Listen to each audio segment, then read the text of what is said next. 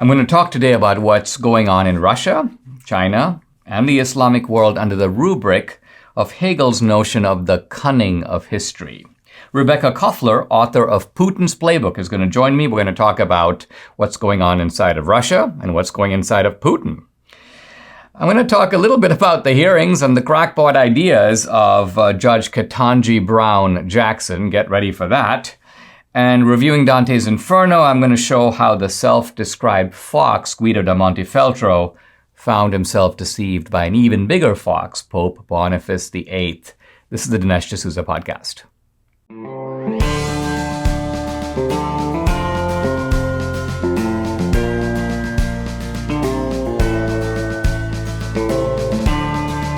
America needs this voice. The times are crazy. In a time of confusion, division, and lies, we need a brave voice of reason, understanding, and truth. This is the Dinesh D'Souza podcast.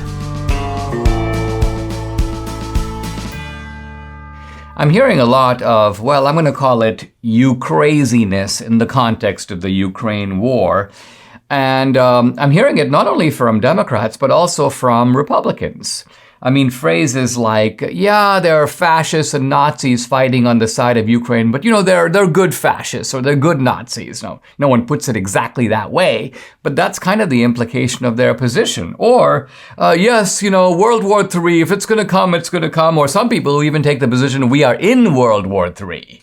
And I think to myself, how is it that our thinking has become so detached, not just from reality, but from a very useful way to look at reality that can be called realism. Realism is nothing more than seeing the world for what it is and understanding not just human beings, but states for what they are and the basis on which they act. Now, realism was the governing philosophy of the 19th century. Every state acted in its own self-interest.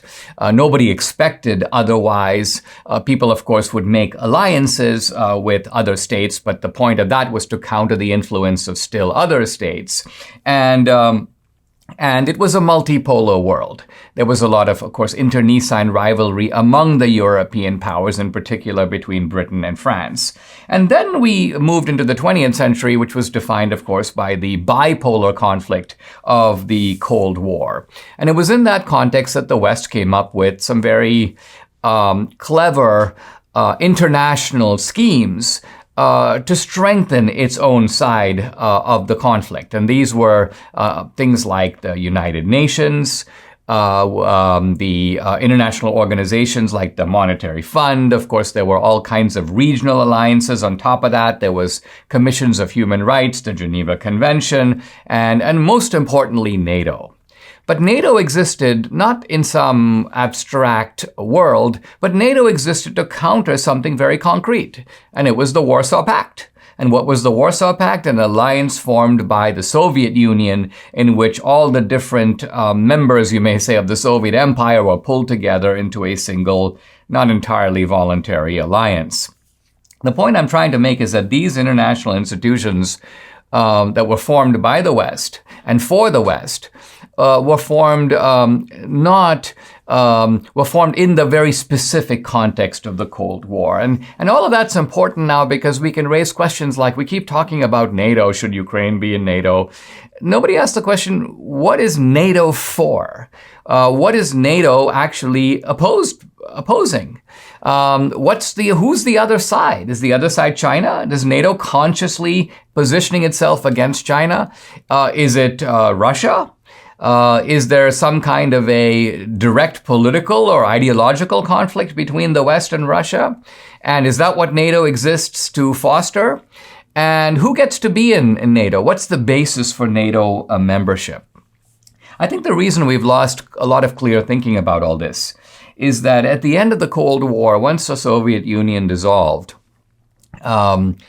the West became infatuated with the idea that Francis Fukuyama encapsulated in the phrase, the end of history, but is perhaps more fully captured in Hegel's phrase, the cunning of history. Now, Hegel's idea here is that history isn't sort of one thing after another. Hegel's idea is that history is directional, it's teleological, it has a kind of purpose. And by the way, Hegel was offering a secularized version of an old Christian idea. If you go back to the early a part of the medieval period, there was a Christian writer named Joachim of Flora who basically divided all of history into three phases. He called it the age of the Father. This was the Old Testament before Christ. The age of the Son. This was the period of Jesus' life on earth. And then what he called the age of the Spirit. And according to Joachim, we are now living in the age of the Spirit. And that's it. There are no more ages. When the age of the Spirit comes to an end, it's the end of the world.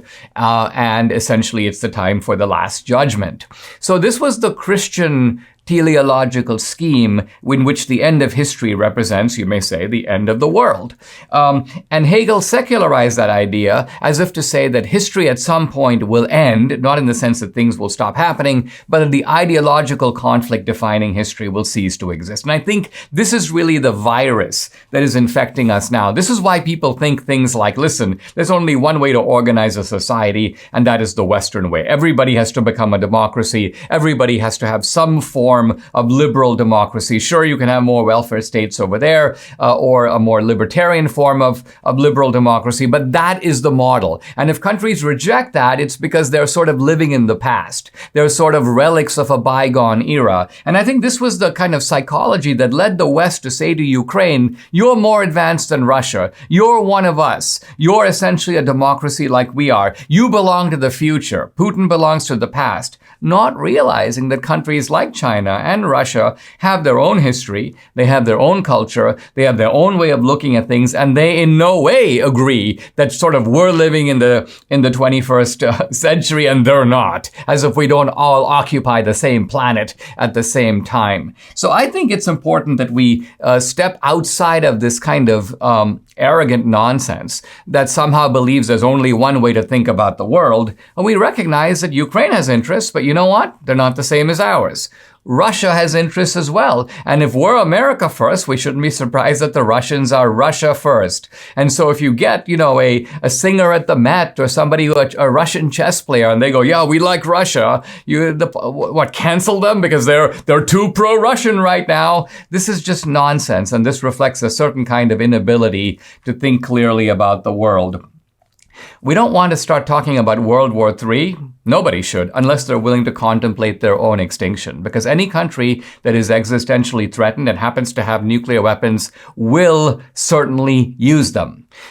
We can be quite sure of that. Why? Because that's what we would do. If we were existentially threatened and we had nuclear weapons, we would use them. And so there's no reason to believe that other people are somehow different and they will exercise greater restraint than we would in a comparable situation. A little bit of realism, I think, will go a long way in helping us understand better what's going on in Ukraine, all the better to respond to it. Guys, do you have MyPillow towels everywhere in your house? If not, you need to. Ordinary towels just don't dry you very well anymore. They feel kind of soft and lotiony when they're new in the store, but you take them home and they don't absorb. Why not? Because towel companies typically import the product and they add softeners to make the towels feel good, but they don't dry you very well at all. Now, Mike Lindell, CEO of MyPillow, has solved this problem. He founded the best towel company right here in the USA. They have proprietary technology to create towels that feel soft and actually work. They're all made with USA cotton. They come with the MyPillow 60-day money-back guarantee, and these are the only towels that Debbie and I use in our home.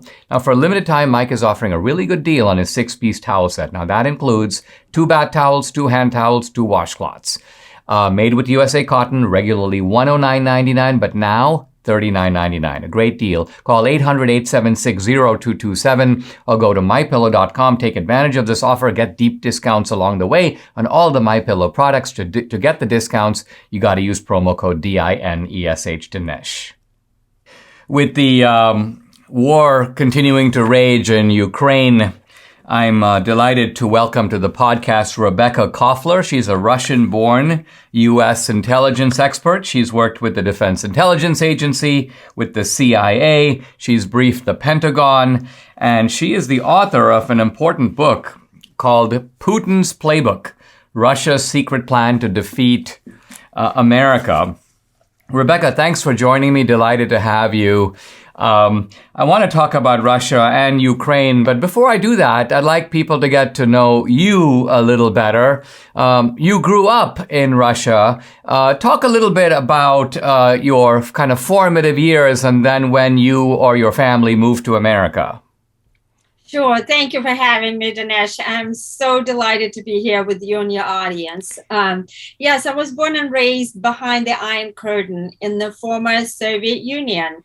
And my parents never agreed with the Soviet system, and they were raising me to go to America eventually. They encouraged me to learn English, which I did from third grade.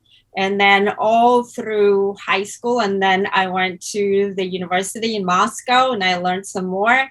And eventually in 1989, I came to America just like my mother wanted me, the land of freedom and justice and opportunity. And after September 11th, I really wanted to go serve in the intelligence community. And I became an intelligence officer at DIA and I worked with CIA as well. Now, Rebekah, as you know, the Berlin Wall came down 1989. The Soviet Union dissolved 1991, 1992. A lot of people breathed a huge sigh of relief. And there were a lot of theories floating around at the time that the ideological conflict that had defined the 20th century was now a thing of the past. And that the new Russian leadership, starting, of course, with Yeltsin, but now continuing with Putin, was somehow uprooted from that old communist ideology, was charting a new path. And I'd like you to comment as someone who was sort of there and then observed it from America. What is going on with Russia today? Has Russia broken completely with its communist past, or is Putin a link to that past? So while everyone expected the so-called peace dividend, Dinesh, no one in Russia really expected Russia to magically turn into democracy. There's nothing really in Russian history that points to the fact that democracy would be even a viable system of governance. And so I was absolutely not surprised seeing that Putin came to power, a typical authoritarian, a very typical Soviet KGB style operative produced by the same culture that produced Ivan the Terrible, who killed his own son, and Joseph Stalin, who murdered millions of Russian people. So it's an excellent question whether Russia has broken with its communist part. Past. An interesting piece of data is that every single time that Putin was elected president by the Russians, which was 4 times, the runner-up was a communist. So communism is well alive in the Russian thinking. And in fact, the popularity of Joseph Stalin, the bloody, murderer and communist, is now rising in Russia. There's been some debate about Putin himself and what his objectives are, and this begins to bear upon the Ukraine. Is it the case that Putin in some ways is looking as best as he can to reconstitute something of the old Soviet empire, obviously in a somewhat new form? Or is Ukraine a kind of one-off challenge for him? In other words, he goes, here is this little country right on my border. I want to have a country here that's not going to be openly hostile to me in any way, but I'm not looking for other prey. This bear is only interested in one meal, and that's Ukraine. But I think you see that Putin has a larger objective, and it goes way beyond Ukraine, doesn't it? Absolutely, 100% correct. Ukraine is not a one-off. Dinesh, Putin has always wanted to reconstitute a USSR-like alliance where countries like Ukraine, Georgia, Belarus, Moldova, possibly the Stans would go back under Moscow's control. Putin never made his strategic ambitions a secret. This ambition of his is clearly recorded in every single strategic planning document that he approved. The Russian military doctrine, the national security strategy, foreign policy concept, the list goes on. It's just that we haven't really been listening and believing him. And people who were listening, who were trying to warn us, like Senator Romney, like myself, I tried to warn the intelligence community. We were laughed at and called crazy. Well, now here we are grasping at straws because we never developed a counter plan to Putin's playbook. And do you think, Rebekah, that what Putin is after here is a kind of a Russo-Chinese, Iranian or Turkish alliance that would provide a unified or semi-unified counterweight to the West? In other words, is Putin's plan part of a larger plan that might include Xi, might include people like the mullahs in Iran?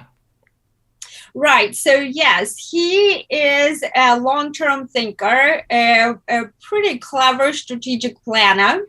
And his ambition is really to develop a counterweight in terms of a military, loosely affiliated military alliance to counter NATO, which was stood up as a direct counterweight to the Soviet Union, right? But he also would like to present a counterweight in the moral sort of sense. He is seeing, and the Russian general staff, the Russian government, are seeing what is happening today in our country with democracy, where the foundational principles of democracy have been stood up on their head, so to speak, right? We are really now oppressing free speech ourselves. The big tech is the big brother today, censoring religious voices, conservative voices.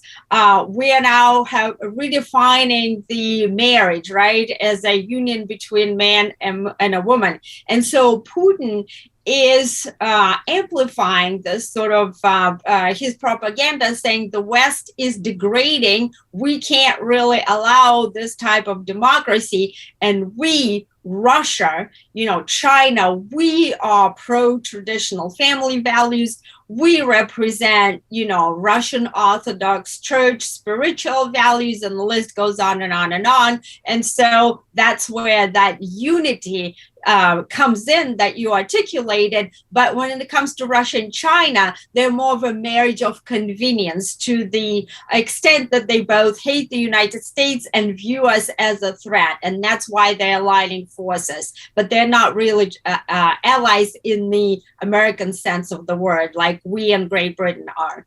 Let's take a pause, Rebekah. When we come back, let's probe further some of the themes in your book, Putin's Playbook. We'll be right back.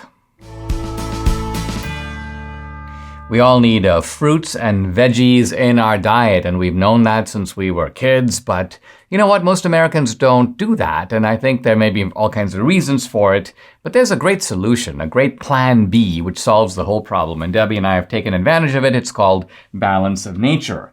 Now, what we do is we take 3 capsules from the veggies, 3 capsules from the fruits, and that's it. We've gotten everything we need. We've gotten all the ingredients that we need. And Debbie also swears by this. It's the Balance of Nature fiber and spice. She says it keeps her regular. She says it helps with her acid reflux. So this is something that's really good for you. Invest in your health and your life. Join me and experience the Balance of Nature difference for yourself for years to come. For a limited time, all new preferred customers get an additional 35% discount and free shipping on your first Balance of Nature order. Use discount code BALANCE. Call 800-246-8751. That number, 800-246-8751. Or go to balanceofnature.com and use discount code BALANCE. I'm back with Russian-born U.S. intelligence expert Rebekah Koffler.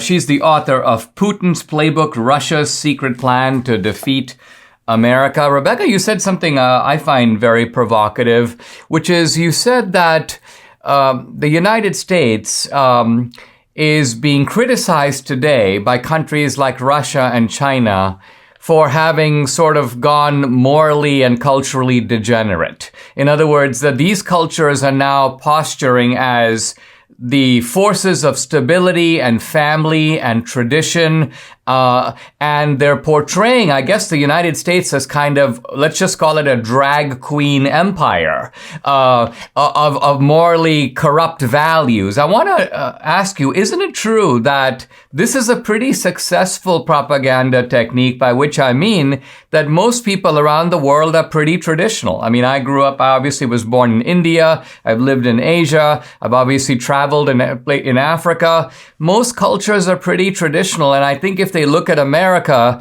they probably are more attracted by America in the 1950s than they are by America today. So doesn't this propaganda that you're talking about, although coming from a disreputable source, nevertheless strike a chord? Absolutely. It definitely strikes a chord. It resonates with the Russian people. I grew up with very traditional values, mother was a female, father was a male. I am now married to a guy. I have 2 kids. And so this is being very, very successful, even though the Russians themselves, like if you look at the Russian society, it's not as traditional. Abortion is still through the roof. When I was growing up, abortion was a form of birth control. It's very normalized. So yes, the Russian people are now more religious than they used to be, because religion was outlawed in the former Soviet Union. It was officially an atheist state. Remember how Lenin said religion is the opium of the people. So this type of amplification of our sort of shortcomings of our society today works for the authoritarian. And I regret to say, Dinesh, that I am horrified right now when I hear talk about socialism being normalized, when I hear all of these, various critical race theory, which is a Marxist ideology. I feel like I'm back in the USSR. This is not why my mother uprooted me from my family, sent me here alone. I came alone, by the way. My mother died in the Soviet Union, and eventually I brought my sister and now my dad. But I came to the country, the land of freedom and opportunity. I do not want USA to be transformed into USSR 2.0, and I will fight it with all I have. It sounds like we're fighting, aren't we, Rebekah, 2 battles, one on the international front and one on the domestic front. One interesting thing I noticed about your book is that as you read through it, you come across these sections of the book that are literally blacked out. And it appears that the book itself had to go through, I assume, a vetting process. And so you obviously are telling things that you're trespassing on sensitive territory because they've blacked out. I mean, it actually makes the book more fascinating to read, and I'm almost sort of trying to read between the lines. What could they possibly have blacked out here? Talk a little bit about this vetting process and a little bit about what the book had to go through in order to make it into print. Sure. As a former intelligence officer, I had to submit my manuscript to DIA, the Defense Intelligence Agency, my former employer, and they had to also submit it to CIA, for whom I also did some work as part of their National Clandestine Service, because believe it or not, there's a great shortage of Russian speakers, if you will, and people who actually understand the Russian mindset. Because remember, Russians don't think like Americans. Putin doesn't think like an American. And so there were things that were critical of the intelligence community and of our national security apparatus and all the mistakes that were made. I briefed, Dinesh, scores and scores of former President Obama's Pentagon officials, warning them about the threat. Joe Biden, when he was Obama's VP, received briefings, and yet Joe Biden, together with Obama and Hillary Clinton, kept pursuing a foolish reset Putin strategy, right? Instead of developing and taking this time to develop a viable counter strategy, securing our communications networks from cyber attacks, securing our satellites from cyber warfare, weaning ourselves off of our dependency on Russian energy. They've never done those things. And obviously, the US government didn't want Americans to know how unprepared they were. And also, I disclosed way before the Mueller report and the Durham report, I disclosed how the intelligence community assessment that the corrupt spy agency chiefs like James Comey, FBI director, James Clapper, the director of national intelligence,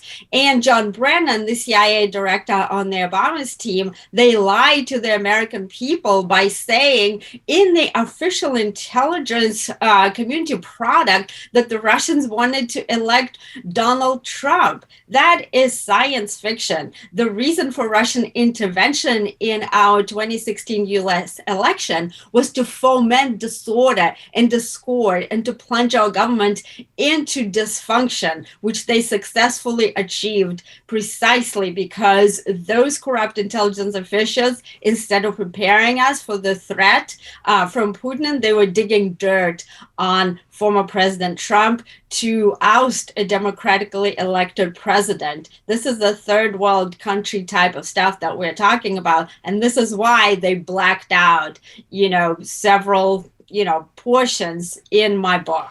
Rebekah, you're actually making me laugh because normally you think of this kind of vetting as you're revealing the number of submarines that the Russians have or the number of MiGs. But it sounds like what you're saying is you had critiques of the intelligence agencies themselves, and they were like, let's black that out. We don't want the American public to know about that. Exactly correct. You nailed it, Dinesh. I would never reveal truly classified information. We guard our sources and methods because the people, who risk their life, right? The spies, or we call them the assets, human assets. We protect them because we don't want them killed. So I would never do anything like that. And think about it this way. If I actually did include classified information in my manuscript, I wouldn't be sitting here talking with you, Dinesh. I'd be, thrown in jail. This is what happens, with some other people. They were charged, people who revealed some of the information, like John Bolton. They were, let me take that back. He was accused, actually, of revealing classified information to his attorney. Okay. And that's why he was charged. And when I consulted my attorney, he said, absolutely, by no means, you do not submit your manuscript to an attorney, go yourself. And this is what I did. I submitted it myself, but they dragged their feet. They tried to sabotage the publication of my book. We had to change the publication date a couple of times because they wouldn't respond to me and wouldn't respond. And I had no choice. It was either like give up, and that's what they hope that you do. They've done that to other people, but I didn't give up. And so my publisher said, okay, we're going to go ahead and publish it with blackouts. And DIA came back to me and said, oh, don't you want to edit? There are some partial sentences. And I said to them, well, weren't you the ones who said you can't when I requested alternative language, which is what they were supposed to do, right? If they think this is classified, give an alternative language. And they said, no, that wasn't possible. And then all of a sudden they were surprised that we were. So it's a game. They played that game because they don't want people to know how badly they bungled up the Russian threat and how unprepared we are. And now the Ukrainian people are paying with their lives for that. And now we, American people, are risking a potential war with nuclear Russia because the Washington establishment was caught with their pants down regarding Putin's threat and completely underestimated, failed to understand their opponent, Vladimir Putin. That's fascinating. And it's a fascinating book, Rebekah. And I'd like to have you come back. We'll rebook you to talk more specifically. I'd meant to talk a little bit more about Ukraine. We haven't done that yet. But this has all been very eye-opening. So thanks for joining me. And I look forward to actually bringing you back to talk a little bit more just about the Ukraine conflict. Of course. Thank you, Dinesh. The Russia invasion of Ukraine has sent the markets into an uproar. Markets going down, gold is going up, and hey, this is exactly why you have gold as part of your investment strategy. Precious metals have historically been a safe haven in times of geopolitical insecurity. Now, Birch Gold is the leader in converting IRAs and 401ks into a tax-sheltered IRA backed by gold and silver. Now is the time to protect yourself by investing in something with real value, gold and silver from Birch Gold, if you haven't already. With thousands of satisfied customers, an A-plus rating with the Better Business Bureau, Birch Gold can help you protect your savings. So go ahead, text Dinesh to 989898 to get a free information kit on gold. There's no obligation. Text Dinesh to 989898 and get your free information kit now. Like me, you'll be thankful that you have gold in your retirement portfolio. I've been talking about foreign policy today, and I want to extend that conversation by now talking for the next couple of segments about Iran. I want to discuss an article that I just read in the magazine called Foreign Affairs, a magazine with a leftist tilt, but still it has good people who really know the world, very often from the countries themselves, talking about what's going on in relationship to those countries. And here's an article by Karim Sajjadpour, and it's about Iran's aspirations in the Middle East. Now, this is all important because I think that Rebekah Koffler is right. There's a very poor understanding of how things look to people over there. And this is partly why we try to, read and expand our range of thinking. So when we think of Iran, we think about these mullahs, and they are ensconced in a admittedly powerful country, population some 70 million or so, clearly a big player in the region. But it seems like Iran is in a sense outnumbered. And it seems Iran, of course, the Iranians are Shia, and the Shia are a minority in the Muslim world. Virtually all the Muslim countries are made up of Sunnis. Iraq, of course, is Shia, but apart from Iraq and Iran, all the other major countries, Egypt, Saudi Arabia, Jordan, and so on, made up of primarily Sunnis. And of course, we have been taught that the Shia and the Sunni have been fighting for centuries, and so Iran would seem to be a little hemmed in its ability to export its revolution and export its radicalism and export its influence. But this article is about why that is not so. And it explores dimensions that I hadn't really thought about, and so I want to go into a couple of those now. So the writer points out that Iran has a kind of surrogate that operates on its behalf in a number of other countries, and that is the radical group known as Hezbollah. Now, Hezbollah is Shia, but as the article goes on to point out, Iran doesn't just work with Hezbollah. Iran is actually perfectly happy to work with radical Muslim groups of whatever stripe. Iran supports Al-Qaeda. Iran supports the Taliban. Iran supports Hamas. And you might go, wait a minute, those are Sunni. But this is sort of, I would call it, third-grade understanding of the Muslim world. What the Iranians have realized is that Islamic radicalism is a powerful force. Now, some of it is of the Shia variety, and some of it is of the Sunni variety, but it's both Islamic. It's both coming from the same taproot of Islam. Now, the Iranians have further realized that they are opposed to the governments of Saudi Arabia and of Egypt. And guess what? Those governments cannot tap radical Islam because the radical Muslims in those countries are fighting to overthrow those regimes. And so there is a lot of radical Islam in Saudi Arabia, but the radical Muslims in Saudi Arabia are trying to topple the Saudi royal family. So the royal family can't count on them because they are ideological opponents. Similarly, in Egypt, where the military has by and large held power since they pushed out the Muslim Brotherhood from Egypt, the truth of it is the Muslim Brotherhood, which is probably the most powerful radical Islamic group in Egypt, is trying to overthrow the military regime of Egypt. And so the Iranians know all this. And so the Iranians have realized, listen, why don't we basically subsidize and support radical groups all over the place? Let's support the Shia ones because those are kind of on our team, but let's also encourage the Sunni radicals because they too are helping achieve our political objectives. And so we see here a kind of, not a grand plan, but a regional strategy by Iran to dominate the region by capitalizing or taking advantage of the most powerful force in the region, which of course is Islamic radicalism.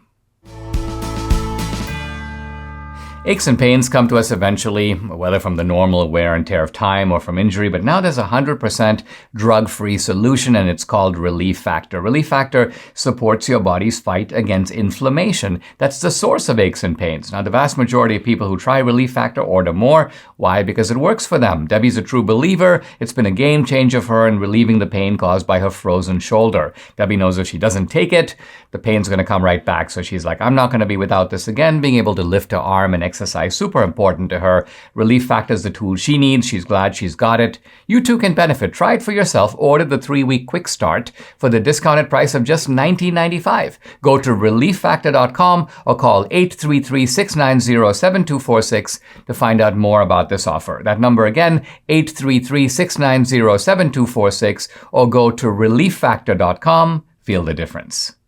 I'm continuing my discussion of Iran and its operations in other countries in the Middle East and even in North Africa.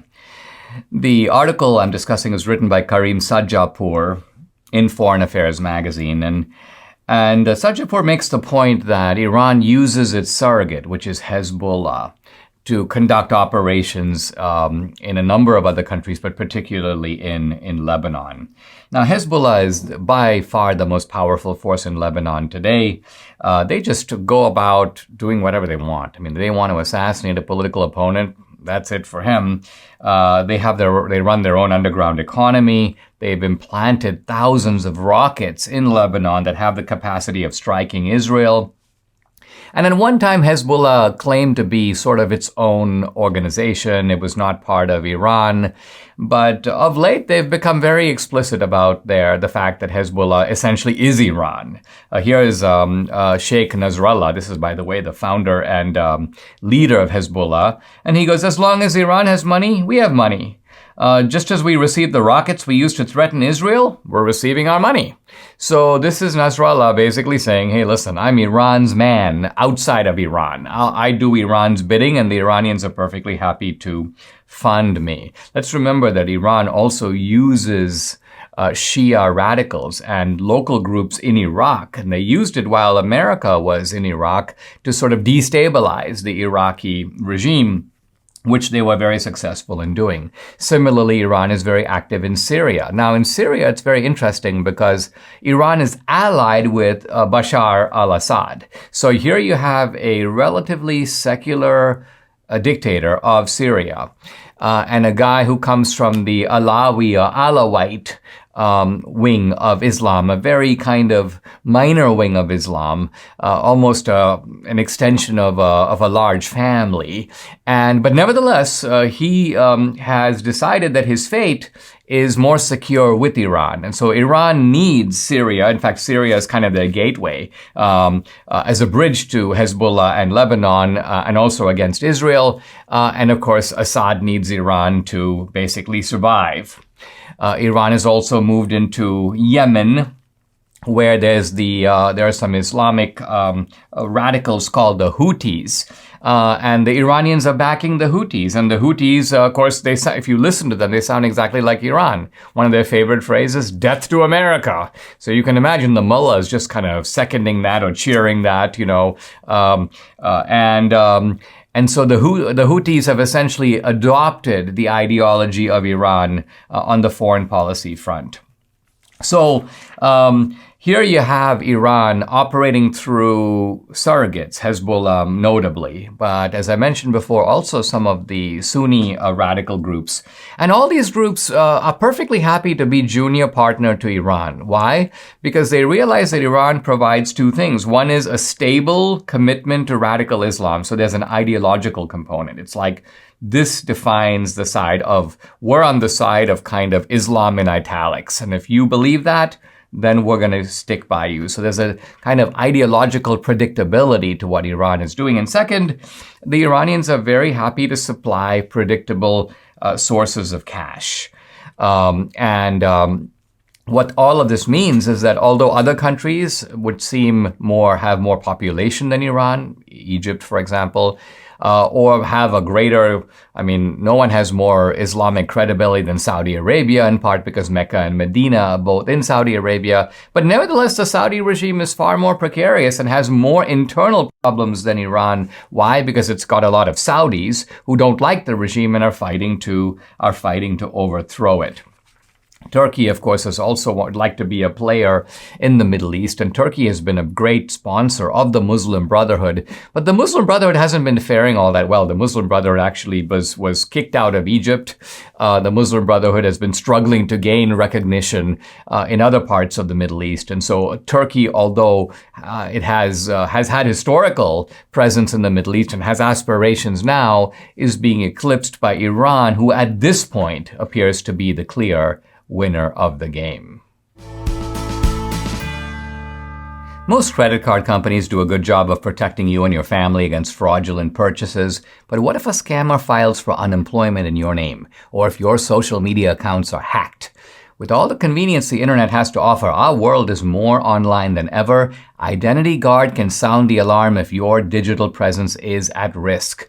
Identity Guard provides advanced monitoring to keep your online accounts, finances, and personal information safe.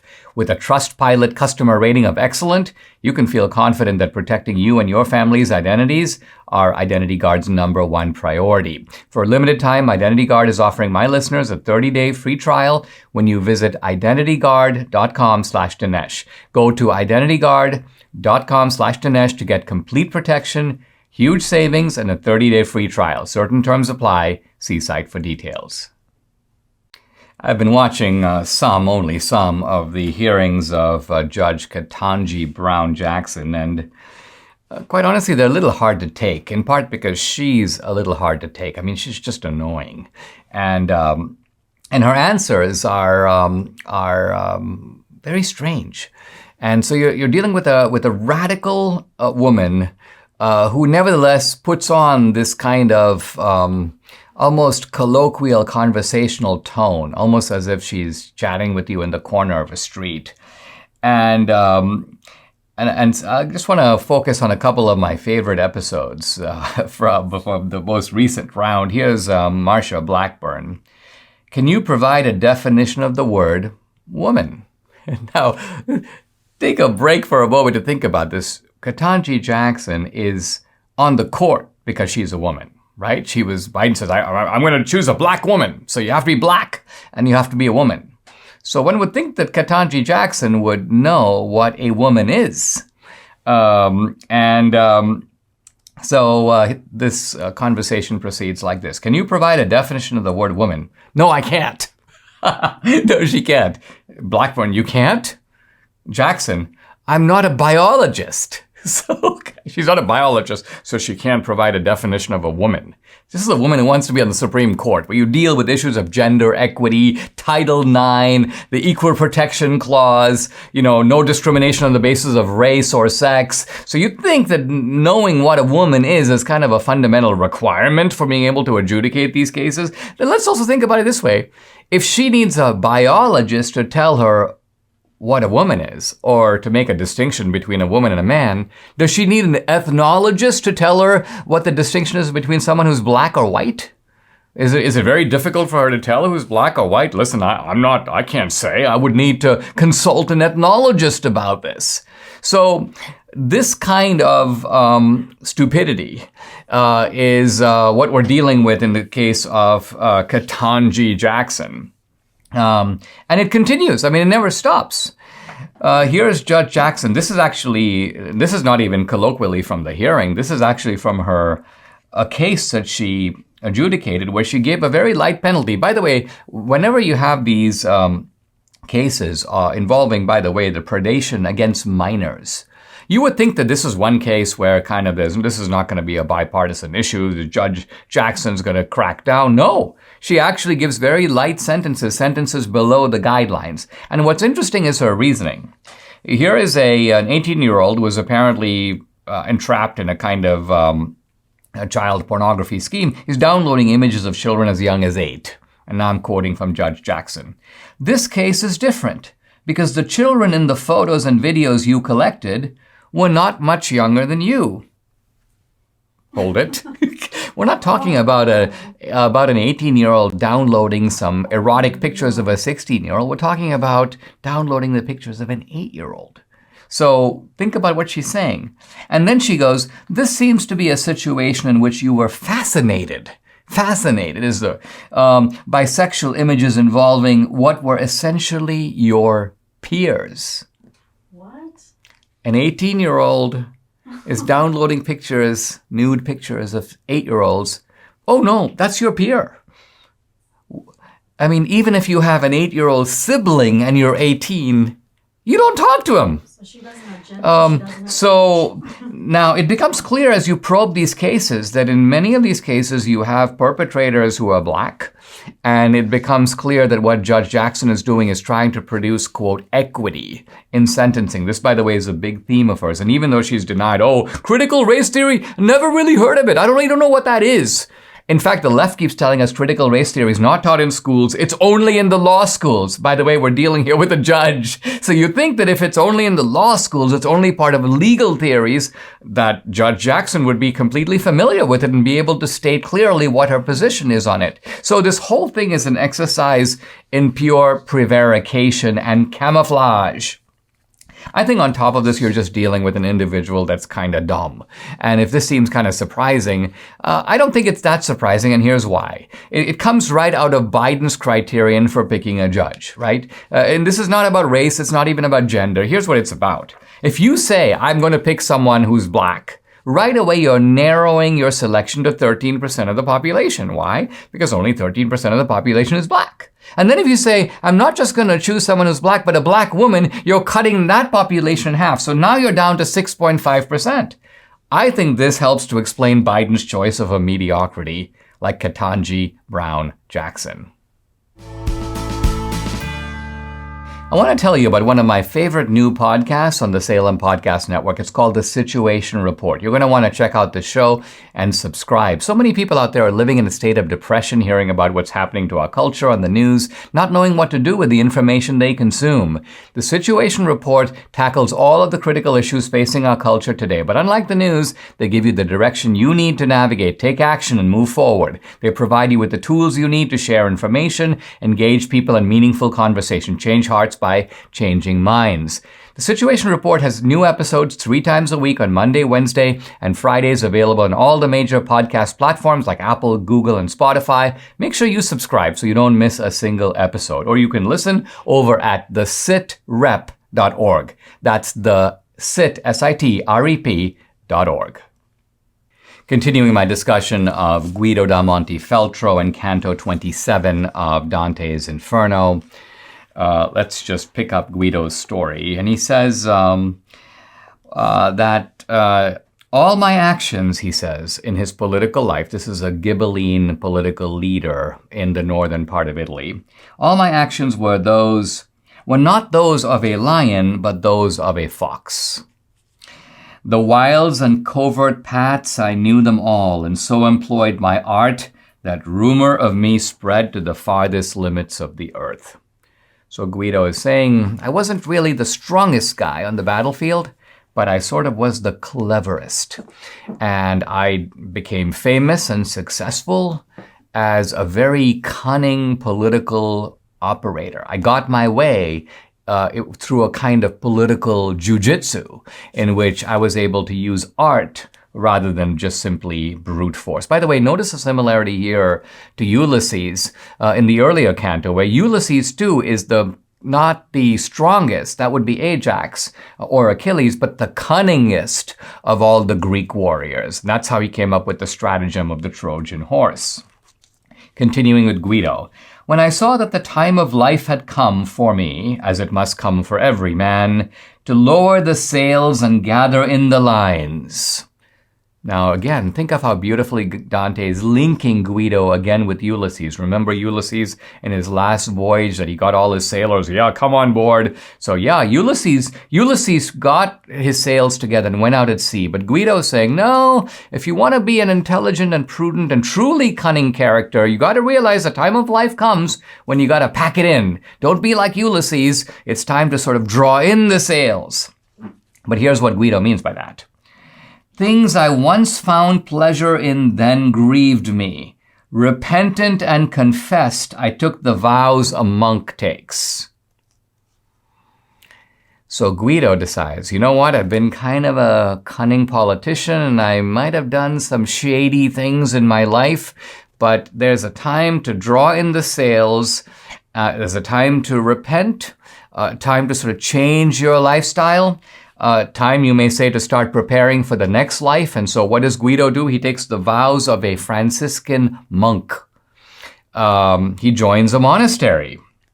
And then he says this, and this is truly one of my favorite lines in the entire Inferno, maybe in the entire Divine Comedy, and it's a line that requires a little bit of reflection.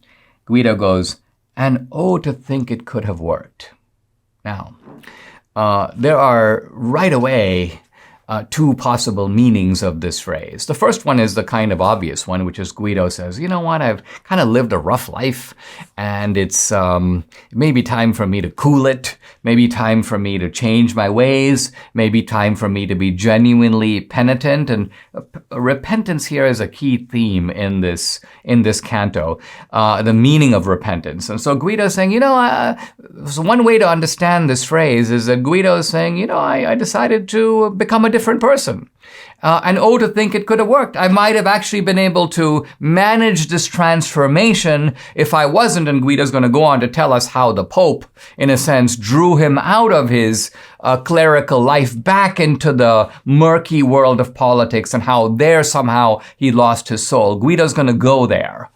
But I think that there's a second possible meaning of this phrase that should not be missed. And that is that Guido's real motive was never to repent. Guido's real position is something more like this. I was an extremely cunning operator as a politician. I was very successful at doing what I did. And then I realized as I come to a later phase in life that, you know, there might be an afterlife. Who really knows? But there might be one. And if there is one, I might have to find myself before God. So I need to continue my fox-like techniques. I need to pull a fast one on the big guy. I need to pull a fast one on God himself. And so what Guido is saying here is, and oh, to think it could have worked. I almost did it. I almost fooled God.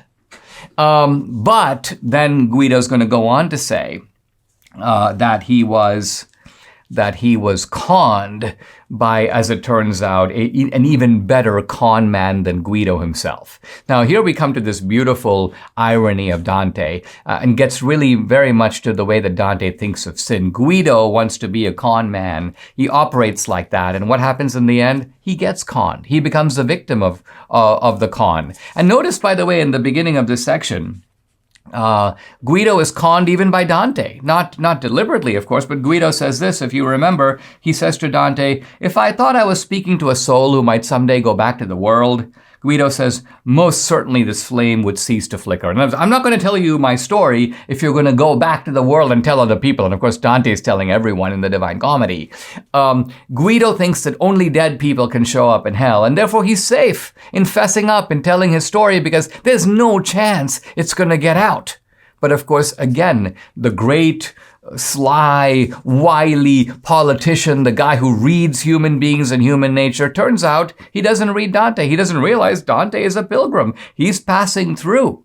And so Dante is going to go back and tell Guido's story. So here we see that for Dante, the issue is, of course, that if you do repent, your past sins are wiped out.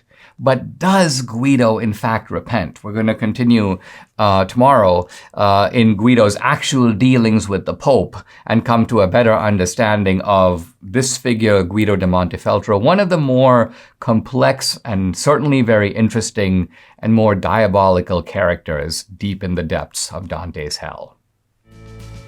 Subscribe to the Dinesh D'Souza podcast on Apple, Google, and Spotify, or watch on Rumble, YouTube, and SalemNow.com.